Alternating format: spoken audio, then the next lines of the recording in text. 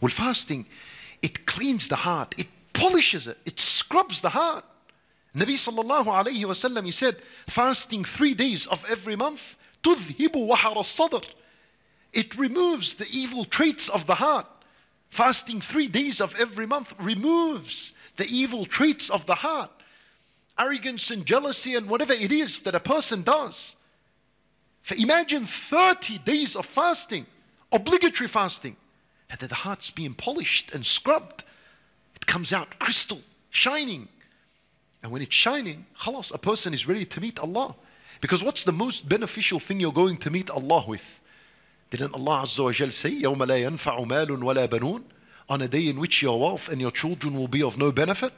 Then what will benefit? إِلَّا مَنْ أَتَى اللَّهَ بِقَلْبٍ سَلِيمٍ, except for a person who comes with a heart that is salim. What does salim mean? Salim, qalbin salim means a heart that is clean. A heart that is clean. You know the heart Allah gave you when you were first born? Come with that kind of heart on the Day of Judgment. I gave it to you fresh and clean. There was no sin on it. There was no marking on it. There was no blackness on it. When you were first born, that's a qalb salim. That's a clean heart. So come back with a qalb salim, like I gave it to you. This is why a lot of the rewards, about the Hajj, as though a newborn. هذا qalb salim. Al-qalb salim is the heart that is cleaned from sins and bid'ah and major and minor shirk. It's clean from all of this. Ramadan, fasting, is an opportunity to polish this heart. For when your qalb is salim, it's going to benefit you on the Day of Judgment, as Allah said.